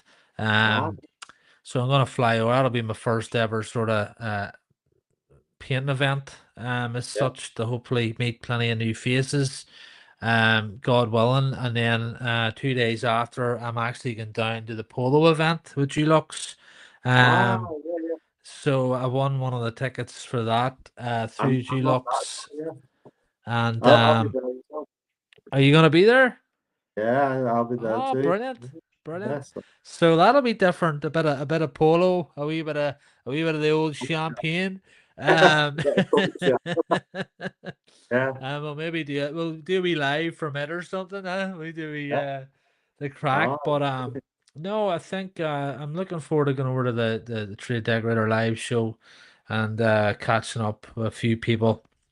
So I am, sounds but I think it's still early days. I think the more anybody out there that's never sort of got themselves involved in events, maybe thought, what's the point? I think there's a big point, I think there really is. I I I do a lot. I help out with the trade decorator with Gary and Paula. Uh-huh. But I am involved in that. Not as involved as Gary. We've got the awards as well. In around Christmas time, they fall in, Right, so it's okay. like they fall, so it can be used as a Christmas party for the decorating community in a way, you Yeah. know. But I tend to go to a lot of the trade shows, the P&D show, which was in Coventry. It's moved to Birmingham in the summertime as well. Dulux Academy do an open day. I think they did a spray day about 2 weeks ago. But in summer they have the open day for the academy, which is like Dulux know how to throw a party anyway. So it's kind I of I like went I actually I went over to it was the year after Wimbledon. We ah went to yeah, Wimbledon, and then Vicky had said about it, and I went over with one of my former members of the team, and it was an absolute brilliant day. The sun was shining. Um, the crack, like, I mean, you want the food alone and yeah, the drinks and the effort that Dulux Academy goes um to be inclusive uh for everyone. yeah. And I dare say it hasn't changed. I mean, that's 4 years ago. It's mad how long ago that is. And Um you know, I've been to a few of them since. I think I remember chatting to you at that one actually. Um, and one year I went down with my wife and my two girls. We took them down, and they, the kids were welcomed. You know, the wife were welcome. We ended up stopping down for the night, and we did Windsor next day as well and stuff like that. We made a right weekend of it. So, I know, but you know, it's memories, isn't it? yeah, they don't you know, you think, oh, it's going to be a boring painting and decorating show. You No. know, driving down with my missus, she's thinking, oh God, what am I in for here? But it's like a summer fair. It was like a kid's summer fair. You know, they're out in sun. They have the ice cream vans. I mean, like I say, no one does it like Dulux. I'll be honest. they It's do. good. They do. It's good fun. Unfortunately, we're across the water, Yeah, and I'd love to be going to a lot more at different events. That's probably one of the biggest drivers for me is helping put Northern Ireland on the map and Ireland as a whole, and just try and get events kicked off. Bringing the community together. I'd love to. I'm trying to sort of start working on a class painting event, more than likely next year. Um, Not an expo, but just a real big fun day where yeah. barbecues ripping or like catering vans, lots of competitions, lots of crack, just what everybody loves, a bit of banter, some training demos, get some of the real good wallpapers in, tips and tricks, got the spray demos events, Yeah. food, beer, gin, I don't know, whatever floats your boat, and Hopefully then sunshine. just Hopefully sunshine. just the crack. And Yeah. I mean, like, why not have something to look forward to? And I'm trying to find a place that's got, but it's like a huge, like, I'm thinking like a warehouse, right? And like Right. a class warehouse, real raw dog in it, just big food area, loads of big open areas that just you want to get on that gun, spray the hell out of that, go for it, and then just become informed, you know, Just yeah, just something really pumped. A DJ ripping, loads of different brands and sort of make it a bit different instead of just, walking around and just sort of how you doing? Kind of a free pen. Yeah, there you go. Get I mean, involved. yeah, I mean, for me, I've built up over the past couple of years a good relationship with Brian from Pretty Boy, Yeah, Paint. Uncle Brian.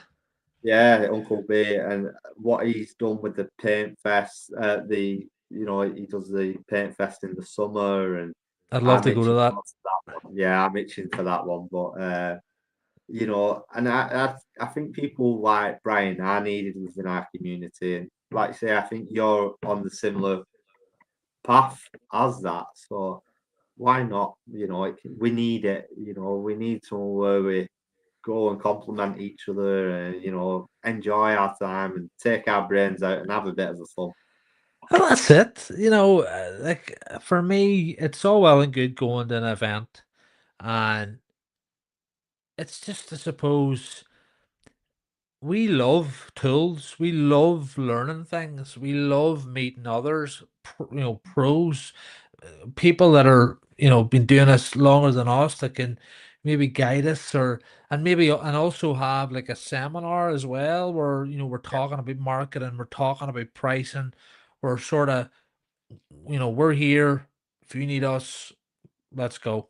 And, um, yeah, so it's something I'm trying to lay the foundations on. It's something I'd like to get right, and obviously with the help of others, I want it to be a community decorators driven event. It's not, Yeah, it's going to take a few more brains than my wee brain, but it takes time and stuff that's new. It's quite hard for people to get on board with.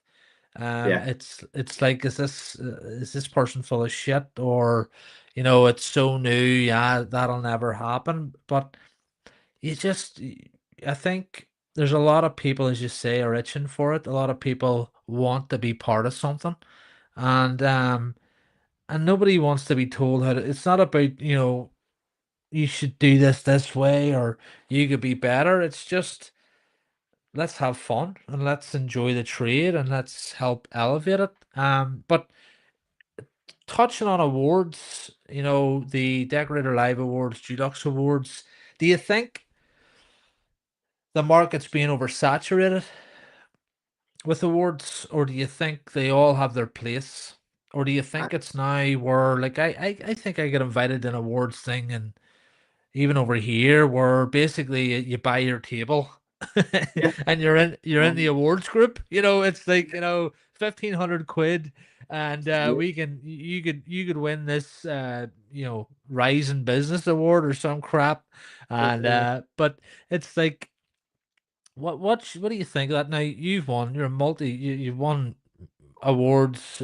It's great to see. It's like Gary asked him, he says he loves it. He loves getting into the awards, putting his work in. He's proud of it. He's invested in it, and it's coming out being, it's celebrating your yeah. craft. I see that. Um, I see the downside in them, but I love them as well. Personally, I've got the confidence to put my work forward. And do I think I'm the best decorator in the world? No. Do I think I'm the best decorator in England? No. There's and I, I don't do it for that, you know, to compete against everyone else. I think my thing is I'm my biggest critic. So, I enjoy pushing myself. I want my next job to be better than my last job. Nothing against anyone else, and I Yeah, can see there is a bit of bitterness and a bit of toxic within our trade. But with the awards, I enjoy them. I do enjoy them. I did get invited to Men in Business Awards, a local awards. I was shortlisted. I couldn't go that evening, so I didn't buy the ticket. Um, Even though I was shortlisted, and then no one won the Decorator of the Year. But so basically, because I didn't buy a ticket, won the award. It was just like, well, that's just proven what your reward is about. You Yeah, know, you just want to sell tickets. But yeah. like, I mean, on the tools for me, that's an amazing one. I love everything on the tools stand for. There are a couple of other awards what have been set up this year with the Trade Decorator Alive and the Golden Finish Awards. I'm looking forward to see how they go, and I fully support both of them what they do. I don't think I'll be putting myself forward for any awards this year just because my mental health hasn't been in the right place to cope with them. I'll be honest. But yeah, I think there's a place for them, and I enjoy seeing them. I enjoy going to them. But like you said, there are some what discredit themselves. Not necessarily within the community, but like your local area awards stuff. Yeah, I think there's quite a few. Has did you say is the Trade Decorator one only new this year? Is it Yeah, it's the first one in November. Yeah, right? yeah. Okay. I The think application. GFA is also new this year. Yeah, yeah. That'll be. Yeah, They're taking nominations now. I think I think it's like everything else. I think it's what you put in it, you get out of it. And I think it's for me, I think it's an awards that celebrate the craft, celebrate the people behind the business, celebrate what they stand for, out doing, grassroots, they're out going for it, they're doing well. I think it deserves to be celebrated. But I think it's the awards can get, is it about the awards or is it about the brands? Yeah, yeah. I get that. Yeah. Like I say, with I like the on the tools one. This year I just weren't. I didn't enjoy the awards this year just because of mine. I weren't in the right frame of mind. I were a bit against influencers at that moment in time, and there's quite a couple of influencers at the on the tools awards. Um, and it's I just think they are we deserve to be celebrated. We do, and people coming forward. I know there's a couple of awards what are separate, but you know they've all got the same interest at heart. Yeah. Celebrating them, and if they do it the right way, they could benefit. Do it the right way. I think it's like everything, it's like saying, I've been putting up videos of painting. You shouldn't be allowed to put up. I did that one first. Load of balls. You know, Yeah, everyone, if someone is going to go to the effort of setting up an awards, if someone's going to go to the effort, the time, like I know what it's like organizing yeah. my week, never mind organizing awards. And Oh, if someone's out there actively asking for, getting brands behind it and trying to do something right, then by right it deserves to be it deserves every success. But it yeah, comes down to like everything else, I suppose what you put into it and what you get out of it, and is what you get out of it. And I think it shines through. And I think it's good. It's good for industry. yeah, It's competitive. It makes people work harder. yeah. And whenever something goes unchallenged, naturally you're gonna get pushback. You're gonna get, hold on a wee second. It's the same with academies. This toxicity, it's the same with businesses locally, where you think you're being challenged and someone's in your area doing your work. Load of nonsense. Oh, Load of that's it. nonsense. There's loads of room for training. There's loads of room for competition. There's a lack of painters. Yeah, There's a shortage. I mean, what I love, like you say, me and you have been on the awards for on the tools for four years, is it in a row we've done? Oh, Um, 2 or 3 years anyway. I remember the first couple of years, your spray academy was up against Dulux and Paint Tech, Yeah. and there were no other academy. This year, there were joiners academies, which I hadn't even heard of. So, in a way, within the painting industry, they set a mark. Anyway, what's the saying? You can piss, you can paint. But I believe Yeah. we've set the standards with decorating with our academies, like say Dulux Academy, Paint Tech, yourselves, and I think I've noticed a lot more respect coming for the decorators industry now. It's not a case of anyone can pick up a brush. I, it might get said on site, but we have created standards, and I think it's I think what's important is remembering we're all just out there trying to better ourselves naturally. And some take longer to maybe pick that up, and some, we all need a place to go to learn.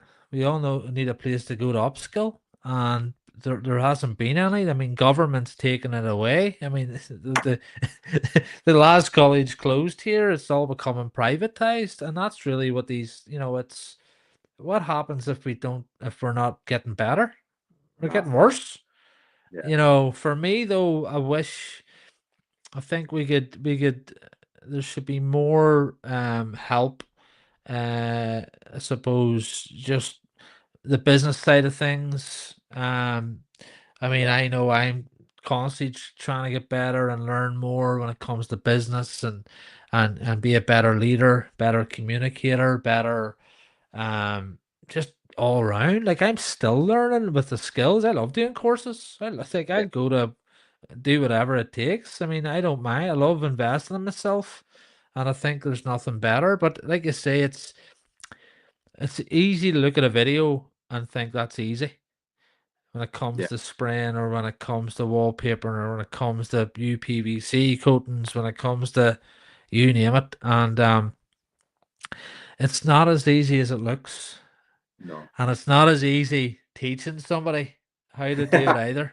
And yeah, that's why I have so much respect for not any just anyone can out and start their own business, but even across the board, all the academies, and the respect I have for all the fellow academies out there, because you don't know what you're getting. You don't know who's walking in that day, and you gotta deliver. And I think you have to have a certain passion for people, and you have to yeah, have a certain passion for the industry, and to show that, and it shines through. It shines through. I've had the pleasure, probably unlike some, of being to the mall. I've met Ian several times. I've did a spray plastering course. I've been over at the Abode Academy this year, trying out his machines.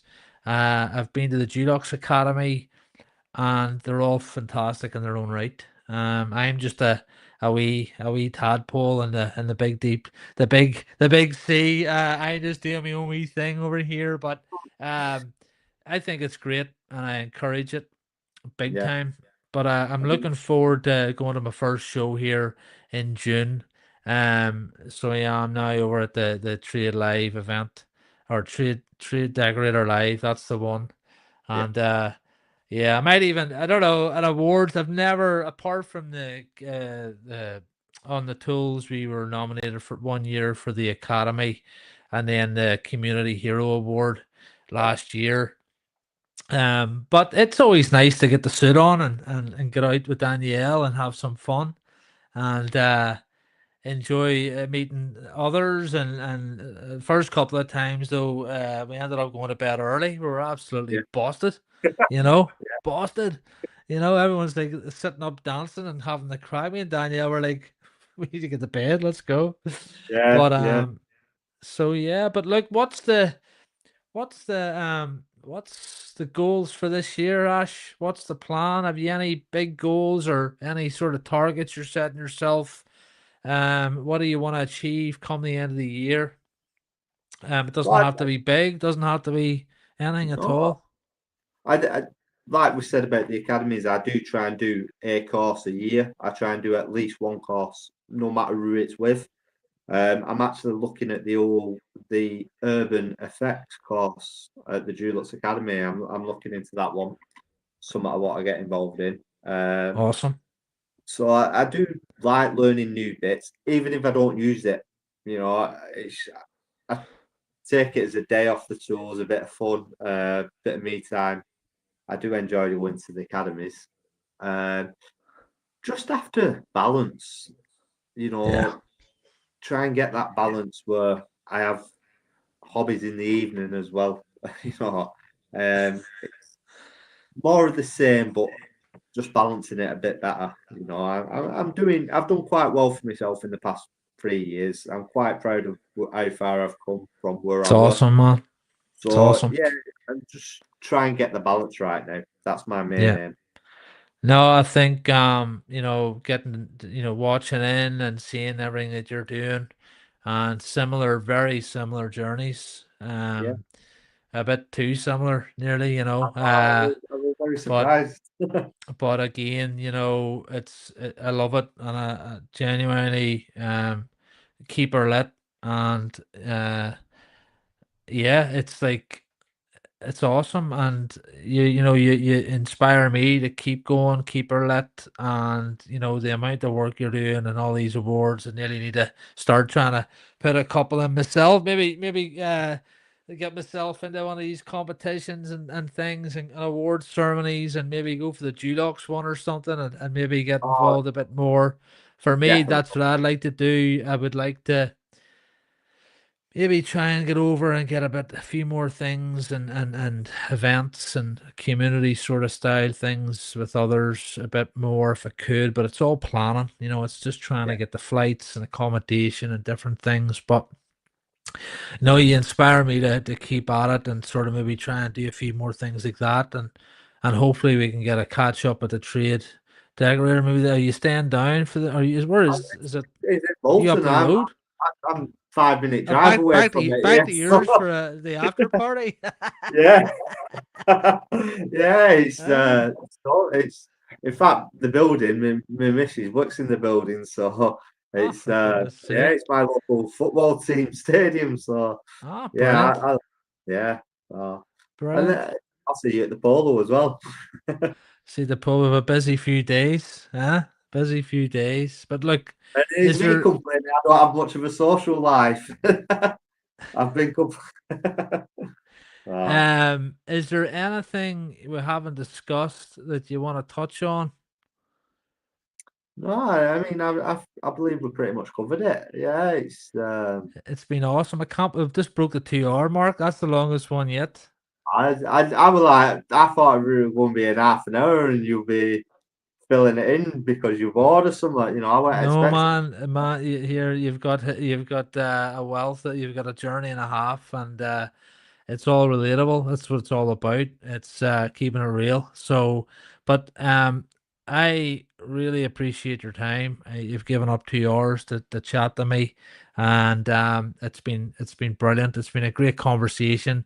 Hopefully, anyone watching within the trade or tradesperson in general is maybe took a wee nugget of information or a wee something that's maybe going to help them. Um, that's what it's all about. It's about bringing the real painters and decorators from across the industry, not just in the UK and Ireland, but with Brian on from Boston, and we've got a couple of others coming on in the near future from the States, God willing.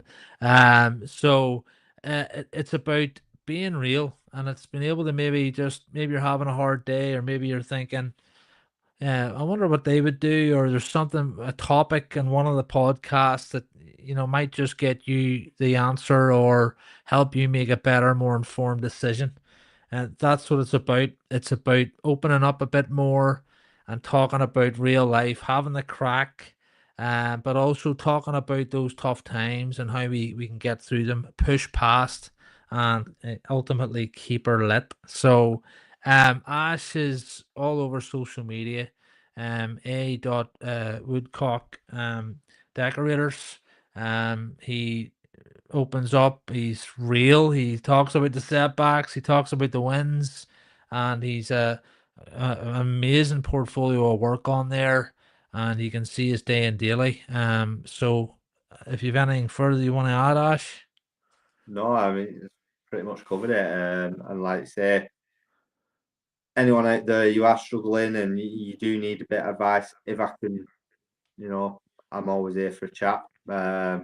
especially the dark times. You know, it's we'll keep. I try and keep it real. Like I said, you know, I'm happy to speak to anyone who's going through troubles, and you know, Love it. Gentleman. yeah, Absolute gentleman. Well, look, thank you very much, everybody. If you're still watching, hit that like, subscribe, share, go like Ash's page, you name it, and show some support. Again, I appreciate everyone that comes on the show. It's not an easy thing to come on and talk about things, but I'm trying to break down that barrier, and it's what we do. That's why it's easy to talk about it. It's our lives. We love it. It keeps us enthused. So until the next one, appreciate everybody's support. Ashley, I will speak to you soon, and have a lovely rest of your evening. Thank you as always. good luck with it all, Jared. Take care. Gentlemen, bye bye.